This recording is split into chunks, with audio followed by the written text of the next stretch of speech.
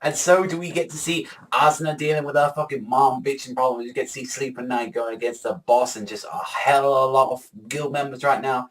I gotta say, Sword Art Online right now seems to me like it's gonna go take some more dark material Asuna and also as well. It seems like I had a feeling with the Sleep at Night stuff it's gonna be a little bit more tragic and more to meet the eye than what it's. So we get to see that they're planning to help like defeat this like Sleep at Nights with their little boss thing is like they want to go against like this monster that is like in one of the floors, and the fact is that there's like some reason instead of like going against like the guild or something like that, instead of having a big party guild, they want to just do it with a party of just 7 people. And the problem is that they only have 6 members and they need the 7th one.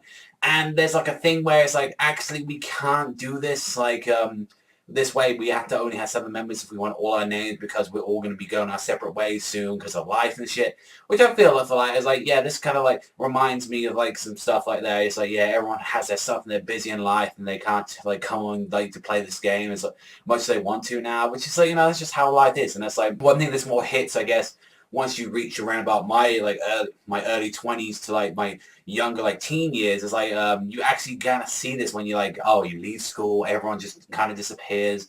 Even when you play games and all that, people just go, you know, move on from parts of life and stuff like that. And you know, it could be family issues, it could be jobs, it could be anything, and you know, you just separate during, you know, time, because that's just how like life works. You're never going to be with the same people that you start off life with. I'm not gonna lie though, it's like I got so annoyed with this freaking mom telling like a fucking cord out when she's like late to a dinner and stuff. It's like, are you that fucking sad that, you know, you can't have your dinner without waiting for your daughter? And it seems like you have such amazing dinner talks. I was talking about, yeah, you know, you were pretty much brain mushed for like 2 years and like, oh, this guy we should have had you marry this one. It's like, fuck you. And she's like threatening her, saying, you know, if you do this again, I'll take away your game. Like, I hate that kind of stuff. It's like, you know, and she's like saying, why would you go back to that game?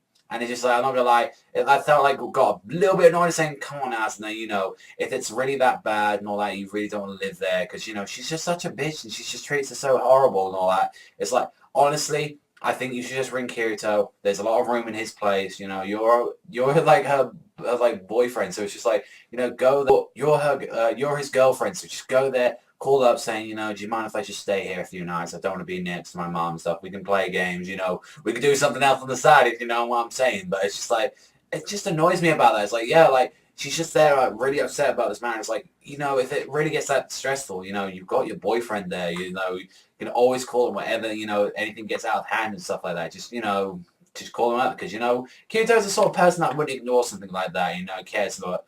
I'm not gonna lie though, I feel like this should have been Alpine. It's like, this is what it should have been. It should have been like the first 13 episodes should have been dedicated to Kirito with the whole Ironclad stuff, and then this stuff be dedicated to Asuna. That would have been perfect to have some development for her, because it's like, it took us nearly 40 episodes just to finally have some more development about her life and stuff. It's like, come on. Not gonna lie though, it's like when they went against the boss, they were sleeping nights, they got their asses handed. I wish we saw a little bit more of that fight.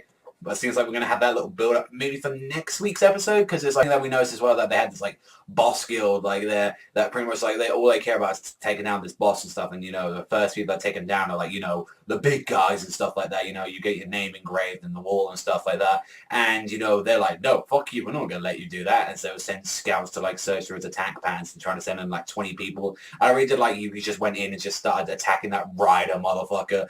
He looked exactly like Ryder from Fate Zero, and he looked just so sick. And that's like, I'm not gonna lie, kind of around to the end when you see Asnick picking up the rapier and stuff like that, and with Yuki and saying, yo, let's go.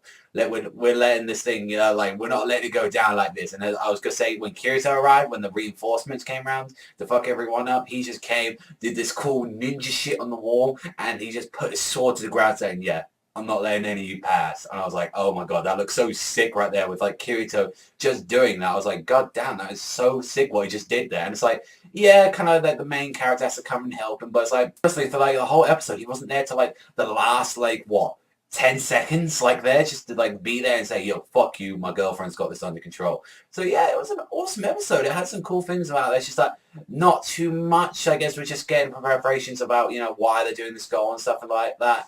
And I'm just curious to see what the last couple of episodes are going to do, like with the ending of SEO2. It's kind of sad to see that we're approaching that time. I mean, we're episode 20, so yeah, I'm kind of sad to see that. But, you know, Yuki seems like an awesome character. Seems like a lot like the female version of Kirito, you know, they're like light-hearted and just, you know, really good with the swords and stuff like that. But other than that, yeah, this was an awesome, you know, episode. I'm going to give it a 7.5 out of 10. I thought this was a good episode, but yeah, that's all for me. Also, thank you very much for watching as always, and I'll see you guys next time.